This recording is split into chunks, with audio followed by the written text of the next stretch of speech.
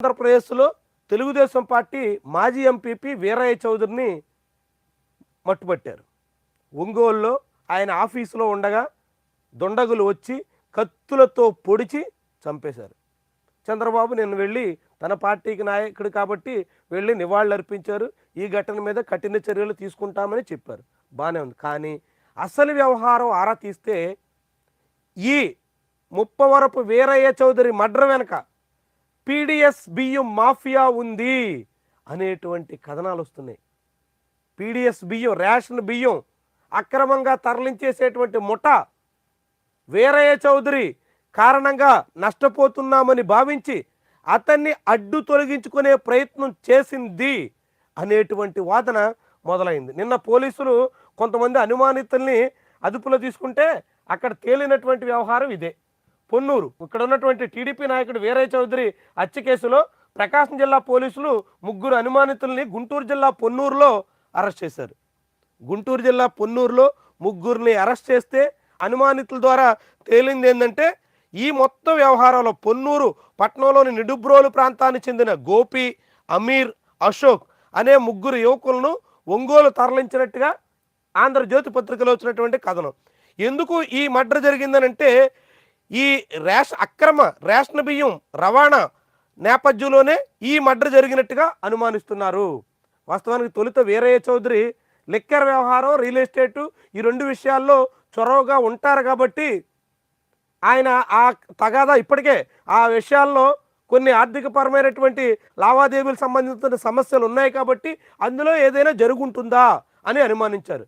కానీ ఏంటంటే రేషన్ బియ్యం మాఫియా విషయంలో వైఎస్ఆర్సీపీ అధికారంలో ఉండగా అదే పొన్నూరులో ఒక మర్డర్ జరిగింది. ఇప్పుడు మళ్ళీ ఒంగోలులో మర్డర్ జరిగింది. ఎందుకంటే రేషన్ బియ్యం తరలిస్తున్నటువంటి మాఫియా తెలుగుదేశం పార్టీలో చేరి తమ కార్యకలాపాలని యథేచ్ఛగా కొనసాగించే ప్రయత్నంలో ఉంది. ఆ తెలుగుదేశం పార్టీలో చేరేటువంటి పరిస్థితికి ఈ ముప్పవరపు వీరయ్య చౌదరి అడ్డుపడుతున్నారు అనేటువంటి వాదన బయటకు వచ్చింది.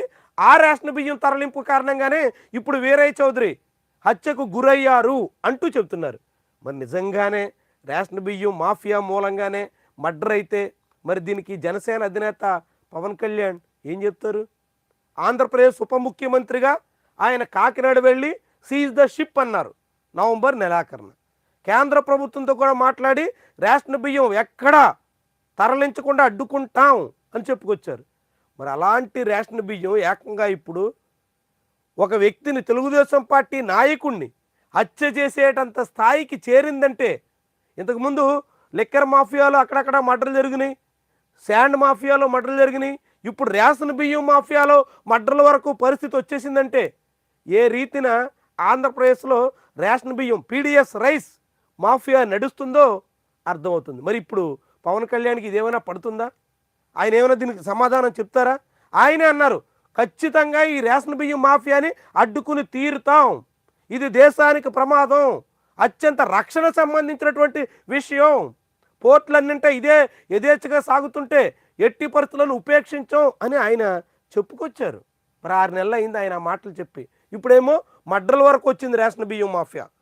స్పందించాలి. ఎందుకంటే ఆయనకి సంబంధం ఏంటి? ఆయన ఉప ముఖ్యమంత్రి కదా, గ్రామీణాభివృద్ధి శాఖ కదా అని అంటే మరి ఆయనే రేషన్ బియ్యం తరలింపు విషయంలో మాట్లాడింది ఆయనే. ఆయన పార్టీ నాయకుడే సివిల్ సప్లైస్ శాఖ మంత్రి రేషన్ బియ్యం తరలింపుని ఎట్టి పరిస్థితుల్లో అడ్డుకుంటామని చెప్పారు. మరి ఏమవుతుంది? ప్రాణాలు తీసేటంత వరకు వచ్చింది రేషన్ బియ్యం మాఫియా. స్పందించాలి, అడ్డుకోవాలి, ఇలాంటివి పునరావృతం కాకుండా చూడాలి. చాలా ప్రమాదకరమైనటువంటి సంకేతం.